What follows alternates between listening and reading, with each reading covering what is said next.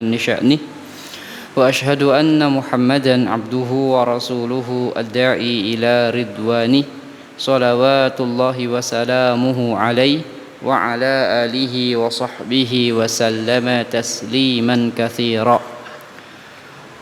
اللهم انفعنا بما علمتنا وعلمنا ما ينفعنا وزدنا علما اللهم إنا نعوذ بك من علم لا ينفع ومن قلب لا يخشع ومن نفس لا تشبع ومن دعوة لا يستجاب لها اللهم آمين. Ikhwani wa akhwati fillah, azani Allah wa iyyakum. Insyaallah pada kesempatan kali ini kembali kita lanjutkan pembahasan kita masih dalam bab adzan ya. Jadi hadis-hadis yang berkaitan dengan bab adzan. Al-hadis ats-tsani was-sittun, yang ke-62 ya. An Abi Juhaifah Wahab ibn Abdullah As-Suwa'i ya. Dari Abi Juhaifah Wahab bin Abdullah As-Suwa'i. Qala, dia berkata, ataitun nabiyya sallallahu alaihi wasallam bi Makkah wa huwa bil Abtah ya.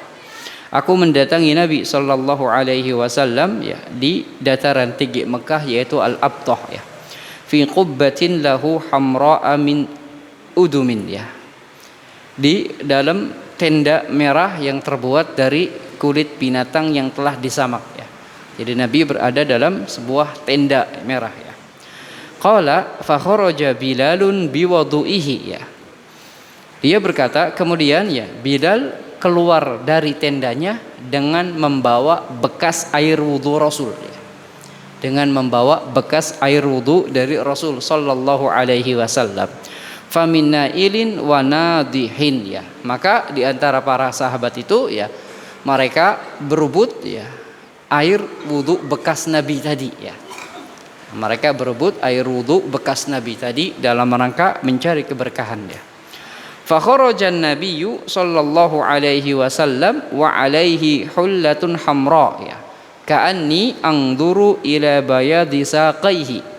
Kemudian Nabi sallallahu alaihi wasallam keluar ya dari tendanya dengan memakai ya jubah yang berwarna merah ya. Seolah aku melihat ya seolah aku melihat warna putih dari betisnya ya. Qala, dia berkata, fatawaddoa wa adzana Bilalun ya. Maka berwudu ya, kemudian Bilal adzan ya. Qala faja'altu atattaba'u fahu hahuna wa hahuna yaqulu yaminan wa shimalan ya. Nah, kemudian ya, kata perawi ini aku mengikuti ya mulut Bilal ya, yaitu ke kiri dan ke kanan ya, sambil mengatakan hayya 'alas shalah hayya 'alal falah ya. Tsumma rukizat lahu anazatun ya. Kemudian ditancapkanlah sebuah tongkat yang pendek, fataqaddama fa shalla dhuhra rak'ataini. Kemudian Nabi pun maju ya menjadi imam dan salat zuhur 2 rakaat.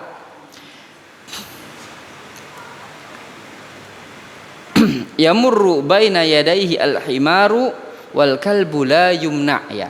Sehingga ya ketika lewat ya, di depannya itu ya binatang-binatang tidak terlarang ya. Tsumma shallal asra rak'ataini ya. Kemudian juga Nabi salat asar 2 rakaat ya. Tsumma lam yazal yusalli rak'ataini hatta raja'a ilal Madinah. Maka Nabi senantiasa ya melakukan atau mengqashar salat ya 4 rakaat jadi 2 rakaat ya sampai beliau kembali ke negeri Madinah ya. Sampai beliau kembali ke negeri Madinah ya. Al-makna ijmali ya, makna global dari hadis tadi ya. Kana nabiyyu sallallahu alaihi wasallam nazilan fil Abtah fi a'la Makkah ya. Nabi sallallahu alaihi wasallam ya tinggal sementara ya di Al-Abtah, di dataran tinggi Mekah ya. Fa kharaja Bilalun radhiyallahu anhu bi fadli wudu'in nabi ya. Kemudian Bilal keluar dengan membawa ya air wudu Rasul sallallahu alaihi wasallam. Wa ja'alan nas yatabarrakuna bih ya. Kemudian ya para sahabat ya mereka bertabarruk dengan air bekas wudu Nabi tadi ya. Wa adzana Bilalun ya. Kemudian Bilal pun mengumandangkan adzan ya. Qala Abu Juhaifah radhiyallahu anhu ya. Maka ketika Bilal adzan ya, Abu Juhaifah ya berkata, faja'altu atattabi'u faha Bilalin ya. Kemudian ya, aku berusaha memperhatikan mulut dari Bilal tadi ketika adzan.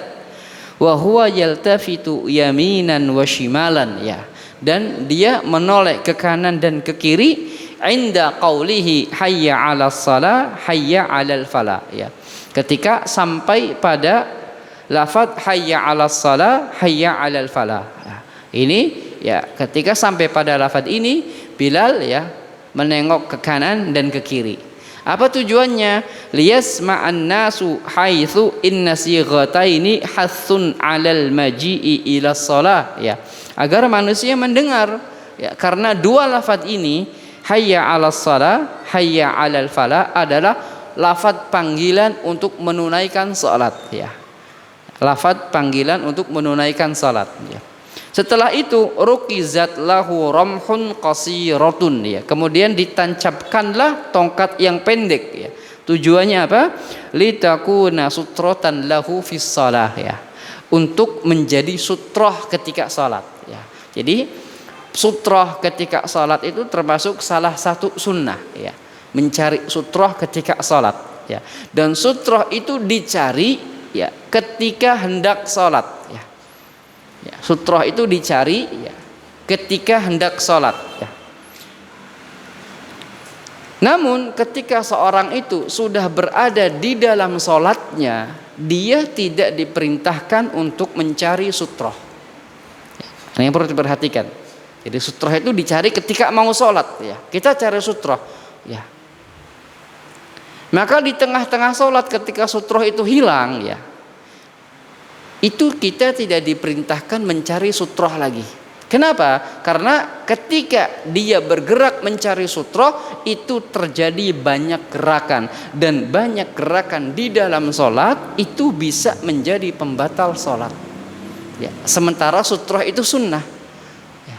Dan banyak gerakan itu ya adalah sesuatu yang makruh ketika sholat ya, jika tidak ada kebutuhan ya. Makanya sekali lagi sutroh dicari ketika hendak sholat ya.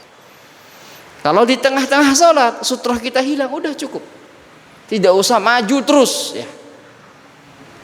Nah, kita mau sholat sutrohnya orang lagi duduk ya. Ketika rakaat pertama ini orangnya hilang, cari maju lagi, mau itu lagi cari maju lagi ya. Tidak sesuai dengan sunnah. Sunnah sutroh itu dicari ketika apa? Hendak sholat, itu diperintahkan nyari sutroh ya. Makanya di sini tsumma rukizat lahu ramhun qasiratun, ditancapkanlah ya tongkat yang pendek ya, litakuna sutrotan lahu fi salatihi, untuk dijadikan sutroh. Nah, ini Nabi ya ditancapkannya ketika akan sholat, bukan pas sholat ya. Fa shalla dzuhra rak'ataini, kemudian Nabi ya sholat zuhur 2 rakaat ya, ini mengqasar sholat. Tsumma lam yazal yusalli ruba'iyya rak'atain hatta raja'a ilal Madinah likaunihi musafiran. Dan Nabi senantiasa mengqasar salat ya selama beliau ya musafir, hingga beliau kembali ke kota Madinah ya. Jamaah yang dirahmati Allah Subhanahu wa taala, ma yu'khadhu minal hadisi minal ahkam. Hukum-hukum yang bisa diambil dari hadis tadi. Yang pertama, masyru'iyyat al-iltifati al-muadzini yaminan wa shimalan inda qawlihi hayya 'alas shalah hayya 'alal falah. Disyariatkan bagi muadzin ya untuk menengok ke kanan dan ke kiri ketika sampai pada lafaz hayya 'alas shalah hayya 'alal falah ya. Prakteknya itu ada 3 cara yang dijelaskan oleh para ulama ya. Cara yang pertama ya, menengok ke kanan untuk mengucapkan hayya 'alas shalah hayya 'alal falah ya. Kemudian nengok ke kiri untuk mengucapkan hayya 'alas shalah hayya 'alal falah ya. Jadi ke kanan hayya 'alas shalah hayya 'alal falah, kemudian ke kiri hayya 'alas shalah hayya 'alal falah. Itu cara pertama. Cara yang kedua, nengok ke kanan, hayya 'alas shalah. Kemudian kembali lagi ke tengah, kemudian nengok lagi. Jelas perbedaannya? Nah, jadi nengok ke kanan, hayya 'alas shalah, kemudian kembali lagi ke tengah. Ya. Lalu ketika mau hayya 'alas shalah lagi, nengok ke kanan lagi, seperti itu. Ya. Baru ke sini lagi. Lalu hayya 'alal falah pun sama, seperti itu lagi, nengok ke kanan, satu lafaz, baru ke tengah lagi, kemudian ya hayya 'alal falah. Jadi ya, ke kanan, tengah, kanan, kiri pun sama seperti itu. Itu cara yang kedua, praktek yang kedua. Ya, adapun yang pertama tadi ke kanan sampai selesai, baru kemudian ke kiri sampai selesai. Cara yang kedua, ke kanan dulu, hayya 'alas shalah. Kemudian ke tengah lagi. Kemudian ke kanan lagi, hayya 'alas shalah. Kemudian ke tengah lagi. Ya, kemudian hayya 'alal falah. Kemudian ke tengah lagi. Ya, kemudian hayya 'alal falah. Ya. Kanan kiri sama. Ya. Jadi hayya 'alas shalah ke kanan, balik lagi seperti itu. Kemudian ke kiri juga seperti itu. Ke kiri ya, hayya 'alal falah, balik lagi baru hayya 'alal falah lagi. Ya. Cara yang ketiga ya, hayya 'alas shalah ke kanan, hayya 'alas shalah ke kiri. Ya. Kemudian hayya 'alal falah ke kanan, hayya 'alal falah ke kiri. Jadi kanan kiri. Itu ya dari tiga cara tadi ya. Dari tiga cara tadi yang masyhur adalah cara yang pertama ya. Sesuai dengan zahir hadis ini ya. Sesuai dengan zahir hadis. Jadi ya ke kanan hayya 'alas shalah, hayya 'alal falah ya. Kemudian baru ke kiri hayya 'alas shalah, hayya 'alal falah ya. Dan ini ya tujuannya apa? Ya, perhatikan, wal hikmah fi hadza tablighun nasi liyatu ila shalah. Hikmahnya untuk menyampaikan ya kepada manusia agar mereka datang ke salat ya. Maka kata para ulama, jika dengan menoleh ke kiri, jika dengan menoleh ke kanan dan ke kiri itu membuat suara menjadi lemah ya. Karena speakernya di tengah gini, nggak bisa ke kanan, nggak bisa ke kiri. Kalau kepala dia ke kanan, nengok ke kanan ya, atau kepala dia nengok ke kiri, itu suaranya menjadi lemah ya, maka yang terbaik tidak nengok ke kanan dan ke kiri. Karena tujuannya apa? Untuk mengeraskan suara. Jadi kalau speakernya nggak bisa dirubah-rubah, di tengah, fokus tengah aja. Kalau dia ke kanan, otomatis suaranya apa? Mengecil ya. Atau dia ke kiri, otomatis suaranya apa? Mengecil. Maka ahsannya nggak dilakukan. Tidak mengambil sunnah kanan dan sunnah kiri, tidak mengambil sunnah iltifat. Ya, tidak mengambil sunnah iltifat. Karena apa? Tujuan dari iltifat itu ya untuk mentabligh ya, menyampaikan kepada manusia perintah datang untuk sholat ya. Perintah datang untuk sholat. Terus yang kedua ya, yang diperintahkan menoleh itu hanya kepala, nggak sebadan badannya ya. Jadi iltifat itu yakunu birra'si. Yang namanya menoleh itu dengan kepala seperti ini, tidak sebadan badannya ya.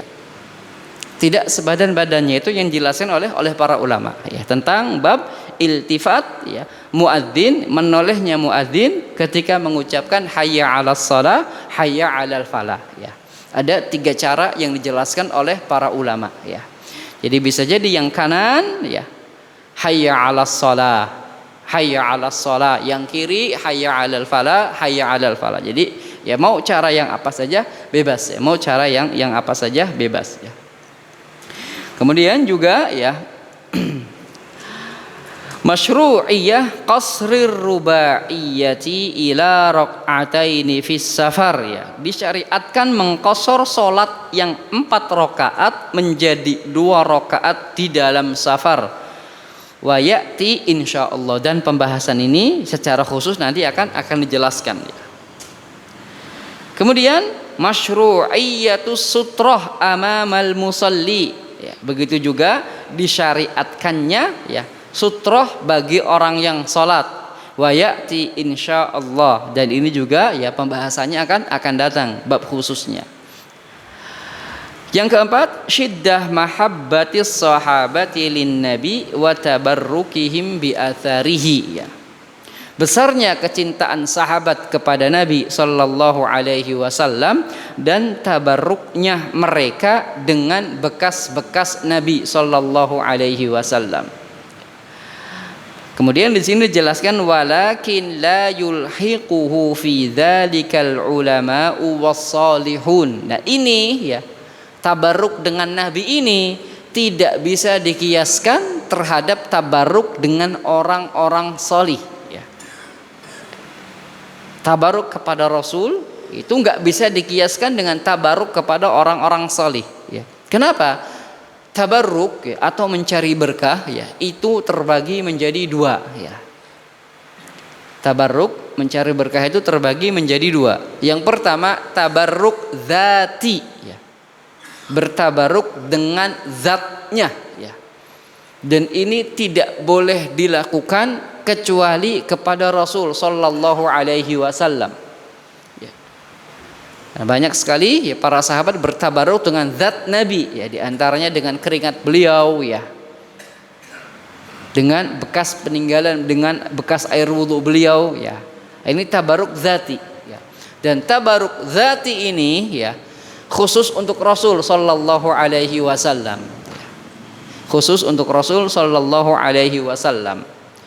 La yulhiquhu fi dzalika al-ulama was-salihun ya, tidak dikiaskan ya kepada para ulama dan orang-orang salih ya. Kenapa? Fa inna lahu khususiyatin yanfaridu biha an ghairihi, karena Nabi memiliki keistimewaan yang tidak dimiliki oleh selainnya ya. Oleh karena itu ketika Rasul sallallahu alaihi wasallam meninggal ya, para tabi'in tidak pernah bertabarruk kepada para sahabat ya. Atau para sahabat tidak pernah bertabarruk kepada sesama ya. Nah, ini menunjukkan bahwasanya tabarruk dzati secara zat itu hanya boleh kepada siapa? Rasul sallallahu alaihi wasallam ya. Tidak bisa dikiaskan kepada para ulama dan tidak bisa dikiaskan kepada para orang-orang salih ya. Wa man qasa ghairuhu alaihi fi hadza wa amthalihi faqad akhta'a ya. Maka siapa yang mengkiaskan selainnya kepada Rasul sallallahu alaihi wasallam, maka dia telah salah ya. Dia telah salah. Ini tabarruk dzati sekali lagi. Itu enggak boleh kecuali kepada Rasul sallallahu alaihi wasallam. Ya, ketika Rasul sudah meninggal, ya maka tabarruk dzati ini tertutup sudah. Ya. Lalu yang kedua adalah tabarruk maknawi ya. Tabarruk secara makna ya. Yang ini ya boleh dilakukan kepada selain Rasul sallallahu alaihi wasallam ya. Tetapi dengan cara yang dicontohkan, yang disyariatkan di dalam Islam. Seperti Al-Qur'an ya. Kata Allah, Al-Qur'an itu kitab yang diberkahi. Keberkahan Al-Quran itu ya maknawi apa dzati? Maknawi ya. Apa keberkahannya? Dengan membacanya, menghafalnya, mempelajarinya ya. Maka dia akan mendapat keberkahan dari Quran ya. Itu yang dimaksud dengan keberkahan maknawi. Bukan ya dengan mengusap-ngusapkan Quran ke seluruh badan agar keberkahannya pindah. Enggak seperti itu ya. Tidak seperti itu. Dengan cara apa? Ya tadi dengan membacanya, dengan mengamalkannya, dengan menghafalnya. Itu cara mencari keberkahan dengan Quran. Tidak dengan digantung atau dijadikan jimat, tidak. Ya. Bukan ya. Tabaruk dengan Quran enggak seperti itu ya. Seperti juga ya, contoh lainnya adalah air Zam-Zam ya. Itu air yang penuh berkah ya. Cara menggapai keberkahannya dengan apa? Diminum. Ya. Dengan cara diminum, tidak dengan cara selainnya. Ya. Maka ya orang yang minum Zam-Zam dia akan mendapatkan keberkahan dari Zam-Zam tersebut. Ya. Kata Nabi, ma'u Zam-Zam lima syuribalahu. Air Zam-Zam itu sesuai dengan niat peminumnya. Nah, ini ya keberkahan maknawi. Keberkahan maknawi. Kemudian juga ulama dan orang-orang salih ya. Itu ada keberkahannya, betul, keberkahan maknawi. Ya, dengan cara apa? Bermujalasah dengan mereka, ya. Mengambil ilmu dari mereka, ya. Mengambil qudwah dari mereka, ya. Yang mana mujalasatu sholihin, kata Imam Ibnu Qayyim al-Jauziyah, ya, itu bisa menguatkan hati yang lemah. Ini cara keberkahannya. Ya. Bukan dengan meminum bekas airnya, mengambil bekas wudhunya, tidak. Itu keberkahan dati hanya khusus Rasul sallallahu alaihi wasallam. Ya. Hanya khusus Rasul sallallahu alaihi wasallam. Dengan cara apa? Dengan cara tadi, bermujalasah dengannya, mengambil ilmu dengannya atau darinya. Nah, ini disebut dengan keberkahan maknawi. Ya. Jadi yang sekarang ada keberkahan itu adalah keberkahan maknawi. Begitu juga masjid, ya. Afdhalu buq'atin fil ardi, ya. Kata Nabi, tempat terbaik di muka bumi ini adalah masjid, penuh dengan keberkahan. Bagaimana cara mencari keberkahan di masjid? Dengan cara beribadah di dalamnya, salat di dalamnya, bukan dengan ngambil temboknya tempel-tempelin dibawa pulang. Ya, enggak seperti itu. Ya, jadi ini keberkahan maknawi. Ya.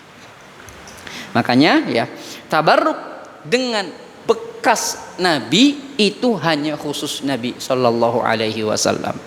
Ya, ketika Nabi meninggal, maka keberkahan zati ini sudah tidak ada. Ya, sudah tidak ada. Hatta Masjidil Haram, hatta Masjid Nabawi, ya, itu keberkahannya adalah keberkahan maknawi. Ya. Ya, dengan, ya, melakukan ibadah di dalamnya yang pahalanya itu, ya, dilipat gandakan oleh Allah Subhanahu wa taala. Nah, ini tentang keberkahan.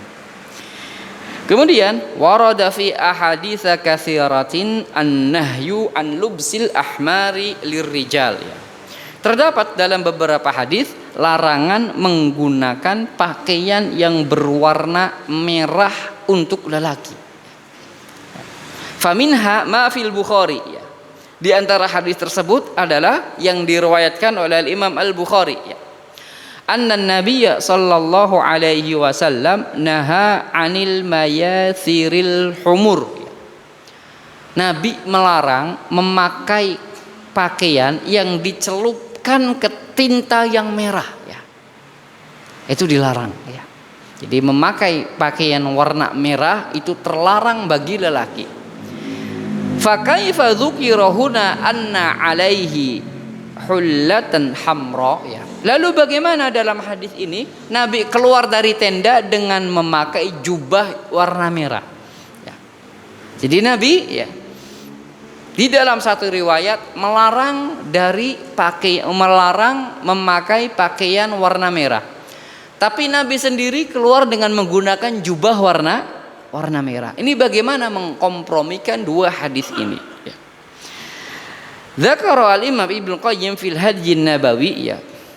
Al-Imam Ibnu Qayyim menjelaskan, ya, annal hulla huna laisat hamra khalisatan, bahwa jubah yang dipakai Nabi itu tidak murni warna merah. Sekali lagi, yang terlarang itu warna merah yang polos, yang tidak ada campurannya. Adapun hamra yang jubah yang dipakai Nabi, ya, itu tidak warna merah polos, kata Imam Ibnu Qayyim. Wa inna ma fiha khututu humrin wa sudin. Ya, jubah itu, ya, terdiri dari dua warna, ada garis yang merah, ada garis yang hitam. Ya. Wa ghalata man dhanna annaha hamra bahtun la yukhalituha ghairuhu. Dan telah salah yang menyangka, ya, dan telah salah bagi siapa yang menyangka bahwa Nabi memakai, ya, warna merah polos, tidak, ya. Wallati aktsara a'lamiha humrin yuqalu laha hamra, ya. Karena hamra itu, ya, pakaian yang warna merahnya lebih dominan daripada warna lainnya. Jadi kalau kain tersebut, ya, tidak merah polos, ada campuran warna lainnya, walaupun warna merahnya lebih dominan, itu tidaklah mengapa, ya. Karena yang dilarang oleh Rasul Shallallahu Alaihi Wasallam itu adalah warna merah yang apa? Polos, ya. Warna merah polos ini, ya, penggabungan yang dijelaskan oleh Imam Ibnu Qayyim Al-Jauziyah ya. Kemudian hadis berikutnya ya. Hadis berikutnya An Abdullah bin Umar radhiyallahu taala anhuma an Rasulillah sallallahu alaihi wasallam annahu qala. Dari Abdullah bin Umar radhiyallahu taala anhuma dari Rasul sallallahu alaihi wasallam ya, bahwasanya beliau bersabda, inna bilalan yu'adzinu bilailin, sungguh Bilal itu azan di malam hari ya. Fakulu hatta yu'adzina ibnu ummi maktum ya, makan dan minumlah sampai ibn ummi maktum ini azan ya. Nah, ini menjelaskan apa? Menjelaskan bahwa azan untuk subuh itu terjadi dua kali ya. Ada azan pertama, ada azan kedua ya. Azan pertama, ada azan kedua yang akan kita jelaskan pada makna global. Kana lin Nabi sallallahu alaihi wasallam muadzinani ya. Nabi memiliki dua muadzin ya. Ini di Masjid Nabawi ada dua muadzin. Yang pertama Bilal ibn Rabah ya. Nah, muadzin pertama Bilal ibn Rabah ya. Ini muadzin di Masjid Nabawi ya. Namun ya pada apa namanya? Jumlahnya Nabi memiliki berapa muadzin? 4. Nabi memiliki empat muadzin. Di Masjid Nabawi ada Bilal bin Rabah dan Abdullah bin Ummi Maktum ya. Kemudian ya, di Masjid Quba ada Sa'ad Al-Qard ya. Kemudian di Mekah ada siapa? Abi Mahdzurah yang sifat adzannya telah kita jelaskan pada pertemuan yang lalu ya. Itu 4 muadzin Nabi sallallahu alaihi wasallam. Adapun di Masjid Nabawi di Madinah, Nabi memiliki 2 muadzin, Bilal ibn Rabah dan Abdullah ibn Ummi Maktum ya. Abdullah ibn Ummi Maktum kana dhariron, itu buta, enggak bisa melihat, radhiyallahu taala anhuma ya. Dan dia tidaklah adzan ya kecuali jika dikhabarkan kepadanya laqad tala al-fajru ya, fajar telah menyingsing, baru ibn Ummi Maktum ini adzan ya. Adapun ketika tidak ada yang mengabarkannya, maka Abdullah bin Ummi Maktum tidak adzan ya, karena dia adalah seorang yang buta. Fakana Bilalun radhiyallahu taala anhu yu'adzin li salatil fajri qabla tulu'il fajri. Adapun Bilal ya, maka dia azan ya untuk salat subuh sebelum fajar menyingsing ya. Artinya sebelum waktu subuh ya. Sebelum waktu subuh ya, atau kira-kira 1 jam mungkin sebelum waktu subuh itu Bilal adzan ya. Li'annaha taqa waqta naumin wa yahtajun nasu ila isti'dadin laha qabla dukhuli waqtiha. Karena itu merupakan waktu yang mana manusia itu sedang tertidur ya, dan butuh untuk persiapan salat subuh ya. Fakana sallallahu alaihi wasallam yunabbihu ashabahu ila anna Bilalan yu'adzin billail ya. Kemudian Nabi sallallahu alaihi wasallam menjelaskan kepada para sahabatnya bahwa Bilal itu azan Bilal itu sebelum masuk subuh ya. Jadi bukan menunjukkan waktu subuh ya. Kalau Bilal azan di malam hari itu belum sebelum subuh ya. Wa ya'muruhum bil akli wasyurbi hatta yatlu al fajr ya. Dan Nabi juga menjelaskan kepada mereka ya bahwasanya azan Bilal itu ya tidak menghalang-halangi dari makan dan minum ya bagi orang yang sahur ya. Maka lanjutkan makan dan minum ketika mendengar azan pertama, bahasanya gitu. Lanjutkanlah makan dan minum ketika mendengar azan Bilal ya. Hatta yatlu al-fajr, sampai fajar menyingsing, ditandai dengan apa? Wa yu'adzin al-mu'adzin ats-tsani wa huwa ibn Ummi Maktum ya. Namun kalau ibn Ummi Maktum sudah azan ya, maka berhenti dari makan dan minum karena waktu fajar sudah masuk ya. Nah, jadi ya untuk salat subuh Nabi menjadikan 2 muadzin ya. Muadzin pertama Bilal ibn Rabah itu disebut dengan azan pertama ya. Disebut dengan azan pertama. Kapan ini azan pertama? Yaitu waktu terakhir dari sepertiga malam terakhir. Waktu terakhir dari sepertiga malam terakhir itu waktu azan pertama. Kemudian ada azan kedua disebut dengan azan subuh. Azan ketika masuk waktu subuh. Li'annahu kana yu'adzin ma'a tulu'il fajri tsani wa dzalika liman arada shiyam. Maka ketika azan untuk waktu subuh atau azannya Abdullah ibn Ummi Maktum bagi mereka yang sedang sahur untuk berhenti, karena Abdullah ibn Ummi Maktum tidaklah azan kecuali setelah fajar menyingsing. Wa hina idzin yakuffu 'anit ta'ami wasyarab wa yadkhul waqta salati wa huwa khasun biha. Maka ketika ketika Abdullah ibn Ummi Maktum sudah azan maka orang-orang yang sahur itu harus berhenti dari makan dan minum karena sudah masuk waktu apa? Subuh. Namun kalau yang didengar adalah azan Bilal, maka lanjutkan makan dan minum karena itu belum masuk waktu subuh. Sampai kalian dengar azan Abdullah ibn Ummi Maktum Wala yajuzu fima adaha adzan qabla dukhulil waqti, dan enggak boleh selain azan subuh untuk azan sebelum waktunya. Jadi azan sebelum waktunya itu hanya ada pada azan pertama untuk sholat apa? Subuh. Selainnya tidak boleh azan kecuali ketika masuk waktu. Kecuali ketika masuknya waktu. Wakhtalafa fil adzanil awwal li salati subhi hal yaktafi bihi aw la budda min adzanin tsanin li dukhulil waqti. Para ulama berbeda pendapat tentang azan pertama untuk salat subuh Apakah itu cukup atau harus ada azan kedua untuk salat subuh Jumhurul ulama ala annahu masyru'un wa la yaktafi bihi. Jumhur ulama mengatakan wajib ada azan kedua untuk salat subuh, yaitu azan ketika masuknya waktu subuh ketika masuknya waktu subuh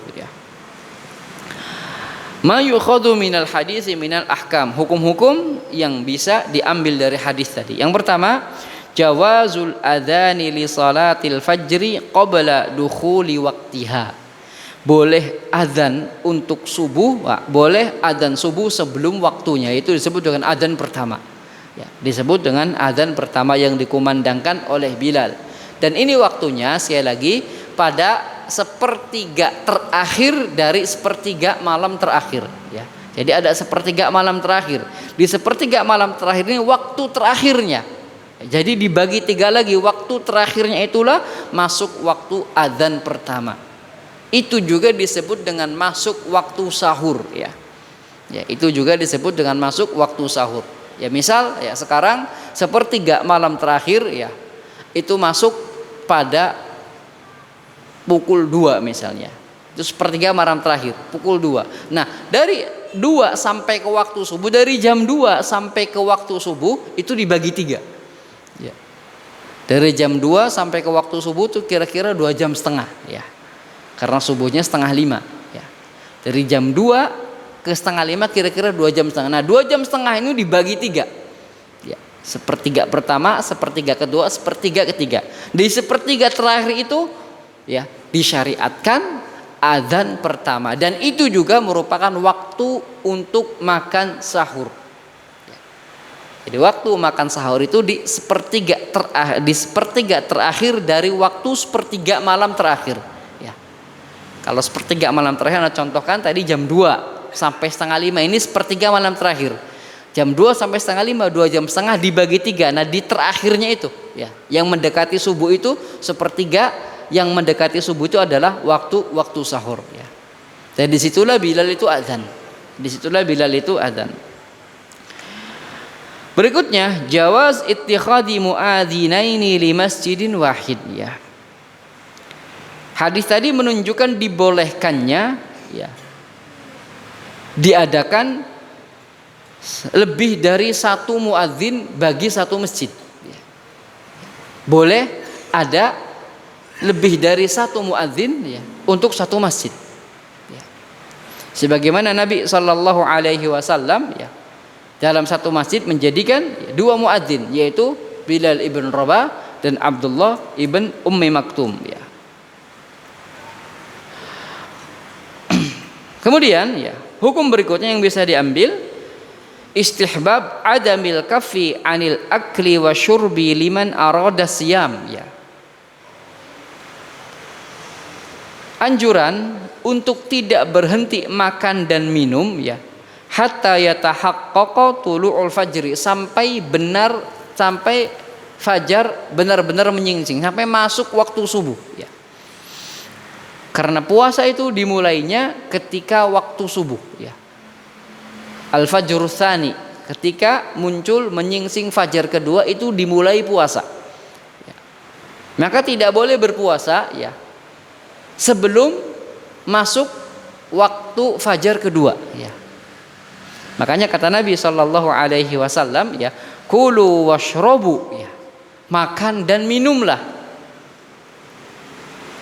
hatta yu'adzina ibn Ummi Maktum, sampai Abdullah ibn Ummi Maktum itu azan ya. Jadi ya, ibtida'us shaum, waktu puasa itu adalah fajar kedua dimulainya. Sebelum itu tidak diperbolehkan puasa ya. Tidak diperbolehkan untuk menahan makan dan menahan minum ya. Masih diperbolehkan kulu washrobu, makan dan minumnya, hatta yatabayyana lakumul khaytul abyadu minal khaytil aswadi minal fajri, sampai jelas bagimu benang putih dari benang hitam, yaitu waktu fajar ya, fajar kedua ya. Ketika itu thumma atimmus siyama ilal lail, ketika sudah masuk fajar kedua sempurnakanlah puasa sampai waktu maghrib ya, sampai waktu maghrib. Wasayati insyaallah, dan pembahasan ini ya, pembahasan sahur ini juga akan dijelaskan nanti pada babnya. Berikutnya ya, hadis berikutnya ini hadis terakhir dari bab adzan ya. Hadis terakhir dari bab adzan. An Abi Sa'id Al-Khudri radhiyallahu anhu qala Rasulullah sallallahu alaihi wasallam, idza sami'tumul muadzina faqulu misla ma yaqul ya. Dari Abu Sa'id Al-Khudri radhiyallahu anhu, Rasulullah sallallahu alaihi wasallam bersabda, ketika kalian mendengar adzan maka katakanlah seperti apa yang dikatakan muadzin ya. Ketika kalian mendengar adzan maka katakanlah seperti apa yang dikatakan oleh muadzin ya. Al-makna ijmali, makna globalnya, qala Rasulullah sallallahu alaihi wasallam, Rasulullah sallallahu alaihi wasallam bersabda, idza sami'tumul muadzina lis-salati fa'ajibuhu, ketika kalian mendengar ya adzan ya, maka jawablah adzan tersebut ya. Dengan cara apa? Bi antaqulu misla ma yaqul ya, dengan mengatakan apa yang dikatakan oleh muadzin ya. Fahina ma yukabbir fakabbiru ba'dahu ya. Jika muadzin melafadzkan lafaz takbir, maka kalian juga ucapkan takbir ya. Wa hina ma ya'ti bisyahadataini fa atau bihima ba'dahu ya. Jika mengucapkan dua kalimat syahadat ya, maka ucapkanlah dua kalimat syahadat. Fa innahu yahsulu lakum minas thawabi ma fatakum min thawabit ta'dzin alladzi hazahul muadzin. Kalau kalian akan mendapatkan pahala sebagaimana pahalanya muadzin ya. Sebagaimana pahalanya muadzin. Wallahu wasi'ul ata mujibud du'a, dan Allah itu maha luas karunia-Nya dan juga maha mengijabahi doa. Jamaah yang dirahmati Allah Subhanahu wa taala ya. Ma yukhadhu minal hadisi minal ahkam ya. Hukum-hukum yang bisa diambil dari hadis tadi. Pertama, masyru'iyyah ijabatil muadzin bimisli ma yaqulu wa dzalika bi ijma'il ulama. Disyariatkannya menjawab adzan ya, dan itu sesuai dengan kesepakatan para ulama ya. Jamaah yang dirahmati Allah Subhanahu wa taala, ya, para ulama ya berbeda pendapat tentang hukum menjawab adzan ya. Mazhab Dhahiri ya menyatakan menjawab adzan itu wajib ya. Menjawab adzan itu wajib ya. Di antara dalilnya yaitu hadisul bab. Faqulu misla ma yaqul. Maka katakanlah, jawablah seperti apa yang dikatakan oleh muadzin. Di sini menggunakan ya fi'il amr ya. Menggunakan kata kerja perintah. Yang mana ya di dalam usul fiqh ya, kata kerja perintah itu menunjukkan kewajiban ya. Nah, maka di sini kata Nabi, idza sami'tumul muadzin faqulu ya. Ketika kalian dengar adzan maka jawablah. Nah, ini perintah ya. Oleh karena itu ya, menjawab adzan itu hukumnya wajib ya. Ini pendapat pertama. Adapun jumhur ulama mengatakan menjawab adzan itu hukumnya sunnah muakkadah ya. Sunnah muakkadah. Karena apa? Ada asar yang memalingkan dari makna wajib ke makna sunnah. Yaitu asar dari Umar ibn Khattab ya. Asar dari Umar ibn Khattab. Maka di zaman Umar ibn Khattab ya, di zaman kepemimpinan Umar ibn Khattab ya, kata para sahabat di hari Jumat ya, ketika Umar itu menjadi khatib ya, ketika Umar itu menjadi khatib ya, ketika dikumandangkan adzan ya, kami masih ngobrol ya. Ada beberapa ya dari kami yang berbincang-bincang ini ketika adzan dikumandangkan ya. Dan Umar itu tahu ya. Umar tahu dan Umar tidak menegur. Namun ketika Umar sudah mulai berkhutbah, kami pun diam ya. Kami pun diam. Maka berkata Syekh Albani rahimahullahu taala, asar ini ya, menunjukkan bahwasanya menjawab muadzin, menjawab adzan itu hukumnya sunnah. Kalau seandainya itu wajib, maka Umar pasti menegur orang yang sedang berbincang-bincang dikala muadzin sedang mengumandangkan adzan. Dikala muadzin sedang mengumandangkan adzan ya. Diamnya Umar ya, tidak menegurnya Umar terhadap orang yang berbincang-bincang ketika muadzin itu sedang adzan menunjukkan bahwa menjawab adzan itu tidaklah wajib. Menunjukkan bahwa menjawab adzan itu tidak sampai ke derajat wajib, hanya sampai ke sunnah muakkadah ya. Sunnah muakkadah ya. Kemudian yang kedua, antakuna ijabatal mujib ba'da intihail muadzin ya. Minal jumlah ya. Kapan menjawab adzan itu? Ketika muadzin selesai mengucapkan lafaz-lafaz adzan ya. Jadi bukan ketika muadzin beres adzan ya baru kita mengucapkan apa yang diucapkan oleh muadzin, tidak. Tapi per lafaz-lafaz, per jumlah-jumlah ya. Jadi selesai dari lafaz Allahu Akbar baru kita jawab Allahu Akbar. Liqaulihi sallallahu alaihi wasallam ya. Hal ini sebagaimana yang dijelaskan oleh Rasul sallallahu alaihi wasallam, faqulu, maka ucaplah ya, menggunakan kalimat fa, li'annal fa'a litartib, karena huruf fa itu menunjukkan urutan langsung. Menunjukkan urutan langsung. Waqad sarraha bidzalika fi ba'dil ahadithi ya. Dan hal itu juga dijelaskan ya pada beberapa hadis. Minha ma rawahu an-Nasa'i an Ummi Salamah radhiyallahu taala anha ya. Di antaranya apa yang diriwayatkan oleh Imam An-Nasa'i dari Ummi Salamah ya, radhiyallahu taala anha, bahwa Rasul sallallahu alaihi wasallam ya, kana yaqulu kama yaqulul muadzinu hina yaskut ya. Nabi menjawab adzan ketika muadzin itu diam ya. Jadi selesai Allahu Akbar baru dijawab ya. Baru dijawab ya. Kemudian annahu yujibul muadzin fi kulli ahwalihi illam yakun fi khala'in aw ala hajatihi, ya. Menjawab adzan itu pada semua keadaan, ya, kecuali jika di dalam khala atau sedang buang hajat, maka tidak dibolehkan untuk menjawab adzan, ya. Khala itu maknanya WC, ya. Ya, khala itu maknanya WC.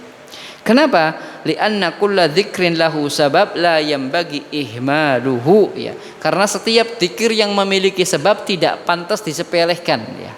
Walaupun kita, ya, berbicara bahwa hukum menjawab adzan itu sunnah, ya, tapi bukan berarti kita menyepelekan dari menjawab azan, karena zikir, ya, yang ada sebabnya nggak pantas untuk ditinggalkan, ya. Zikir yang ada sebabnya nggak pantas untuk ditinggalkan, ya. Berikutnya, ya, zahirul hadis anna sami yujibul muadzin bimithli ma yaqulu fi kulli jumalil adzan, ya. Zahir hadis tadi menjelaskan bahwa orang yang mendengar menjawab adzan itu seperti yang diucapkan oleh muadzin, ya. Itu secara zahir hadis, ya. Jadi apa yang diucapkan muadzin itu dijawab, ya. Walladzi inda jumhuril ulama, ya. Dan jumhur ulama mengatakan kecuali pada kalimat hayy alatain, ya. Pada kalimat hayya 'alas shalah, hayya 'alal falah, ya. Maka jawabnya apa? La haula wala quwwata illa billah, ya. Jawabnya adalah la haula wala quwwata illa billah, ya. Kemudian juga, ya, pada syahadat Muhammad Rasulullah, ya. Ya, pada kalimat syahadat Muhammad Rasulullah, ya.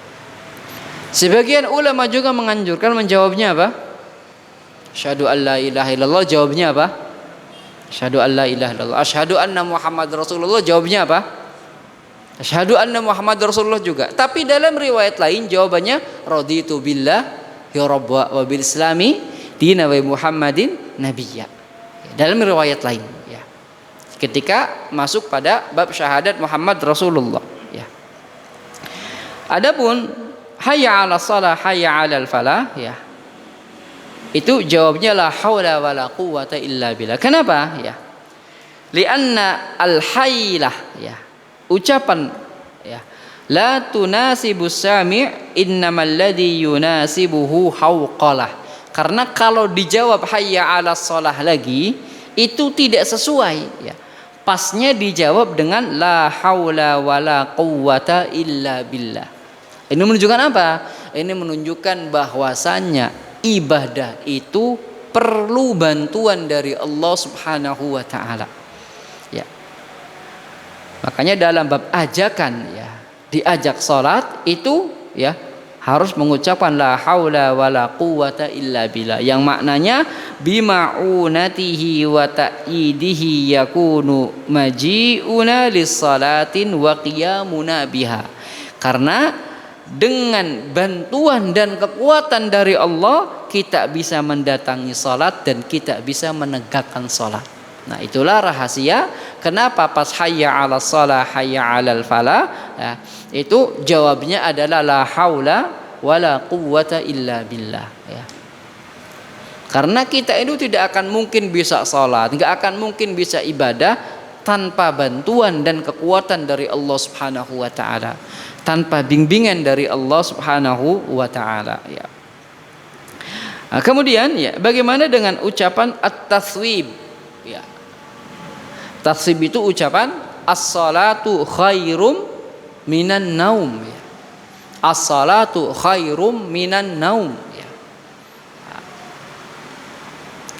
Pertanyaannya kapan as-salatu khairum minan naum ini dikumandangkan, ya. Ya, para ulama berbeda pendapat. Pendapat pertama, ya, as-salatu khairum minan naum, ya, itu dibaca di adzan kedua dari sholat subuh. Pendapat pertama mengatakan, ya, dibaca, diucapkan di azan kedua dari salat subuh, ya. Sebagaimana yang dijelaskan oleh Syekh Shalih Al-Utsaimin rahimahullahu taala, ya. Jadi as-salatu khairum minan naum itu ada di azan kedua, ya. Apa yang dibaca, apa yang dijawab, ya, ketika muadzin mengucapkan as-salatu khairum minan naum, ya. Ada sebuah hadis, ya, yang menjelaskan Menjawabnya adalah shadaqta wa bararta. Ya. Jadi ketika diucapkan as-salatu khairum minan naum, ya kita jawab shadaqta wa bararta. Ya. Namun ternyata hadis ini hadis yang sangat lemah. Ya. Maka kembali ke hukum asal. Kata Nabi apa? Faqulu misla ma yaqul. Ya. Jawablah sebagaimana apa yang dikatakan oleh muadzin. Ya. Karena hadisnya tadi lemah, ya, dan tidak ada keterangan selanjutnya, maka ketika muadzin mengucapkan as-salatu khairum minan naum, jawabannya apa? As-salatu khairum minan naum. Ya. Itu kembali ke hukum asal. Karena apa? Hadis yang berbicara tentang bab itu lemah dijelaskan oleh para ulama. Nah itu ya. Ketika bagi yang berpendapat bahwa as-salatu khairum minan naum itu dibaca di adzan keberapa? Kedua, ya. Kemudian pendapat kedua, ya, mengatakan bahwa at-taswib as-salatu khairum minan naum itu dibaca di azan pertama, yaitu pada azan siapa? Bilal. Karena ini riwayatnya banyak dari Bilal, ya. Fa idza adzanta lil awwal li salati subhi qala as-salatu khairum minan naum. Ketika engkau azan pertama untuk sholat subuh, maka katakanlah as-salatu khairum minan naum. Dan pendapat ini yang dipilih oleh Syekh Albani rahimahullahu ta'ala. Dan nampaknya pendapat ini juga adalah pendapat jumhur. Ya. Ya. Namun ya sekali lagi ini ya permasalahan khilaf. Ya. Ini permasalahan khilaf yang sumbernya adalah ya sumber khilafnya adalah pemahaman mereka terhadap dalil. Dan ini khilafnya khilaf mu'tabar, khilaf yang diakui. Ya, artinya jika kita mengamalkan pendapat Syekh Albani, ya, kita tidak serta merta membantah atau menyalahkan pendapat yang lain. Ya. Namun, ya, sebagaimana dijelaskan oleh penulis kitab fikih sunnah, apa yang dibawakan oleh Syekh Albani itu adalah kuat, yaitu at-taswib as-salatu khairum minan naum, ya, itu dibaca di azan pertama. Jadi adzan Bilal, ya. Karena apa? Bilal itu adzan tujuannya pertama apa? Apakah untuk sholat atau membangunkan manusia? Membangunkan, ya, membangunkan mereka agar mereka siap untuk sholat subuh. Nah makanya yatanasab ma'aqalihi, sesuai dengan ucapan as-salatu khairum minan naum. Sholat lebih baik daripada tidur. Adapun adzan kedua, ya, yaitu adzannya Abdullah ibn Ummi Maktum, tidak dikatakan di sana lafadz as-salatu khairum minan naum karena mereka sudah pada bangun gitu. Pada asalnya mereka sudah siap-siap, ya. Karena sudah dibangunkan oleh Bilal. Nah, ini ya penjelasan tentang at-taswib, ya, kapan diucapkan as-salatu khairum minan naum, ya. Kapan diucapkan as-salatu khairum minan naum dan bagaimana menjawab as-salatu khairum minan naum, ya.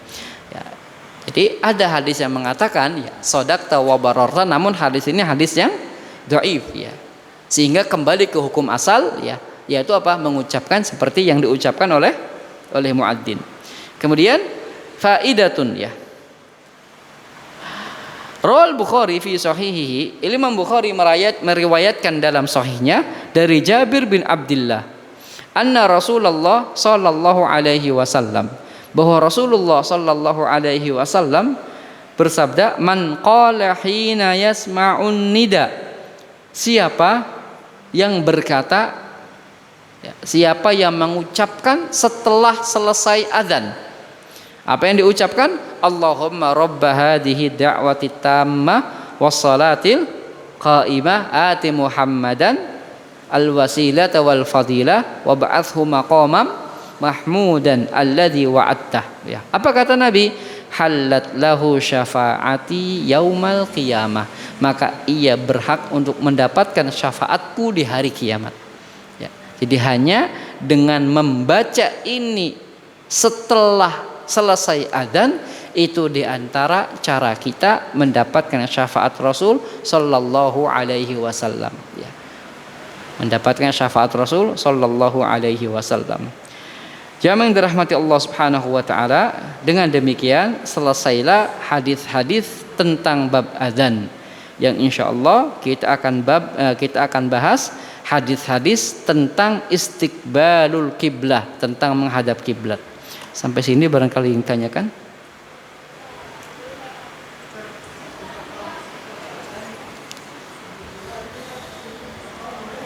Hah? Sebelum? Ada sebagian riwayat ya menjelaskan untuk bersolawat ya kepada Rasul setelah adzan baru membaca doa tadi ya. Baru membaca doa tadi ya. Mencukupkan dengan doa ini juga tidaklah mengapa ya. Mencukupkan dengan doa ini juga tidaklah mengapa.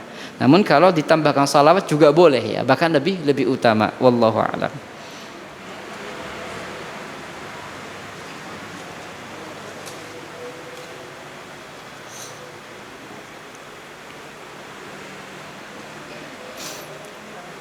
Kemudian ada pertanyaan berikutnya ya.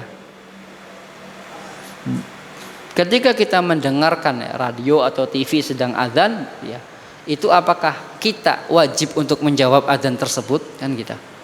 Ya. Jawabannya jika azan itu disiarkan secara langsung ya, bukan rekaman ya. Jika disiarkan secara langsung ya, misal Masjid An-Nur azan disiarkan live siaran langsung, itu ya disyariatkan untuk menjawab adzan ya. Disyariatkan untuk menjawab adzan ya. Tapi kalau rekaman ya, yang dikumandangkan tuh adzan rekaman ya, nah, maka ini tidak disyariatkan. Karena apa? Tidak, muadzinnya itu tidak ada niat ya.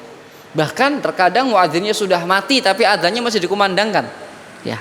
Itu berarti tidak ada niat dari muadzin. Ini tidak dijawab ya. Tidak dijawab. Yang dijawab itu ketika siaran langsung, benar sedang adzan ya. Benar sedang adzan, siaran langsung ya. Yang sedang dikumandangkan oleh muadzin. Nah, itu baru dijawab. Ya.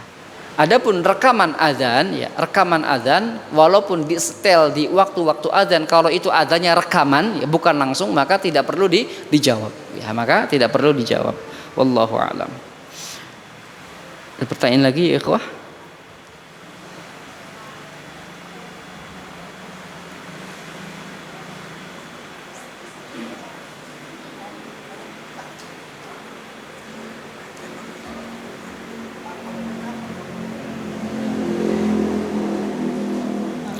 Tapi jika tidak ada, kita tutup dengan doa kifaratul majlis. Subhanakallahumma bihamdik, asyhadu an la ilaha illa anta, astaghfiruka wa atubu ilaik.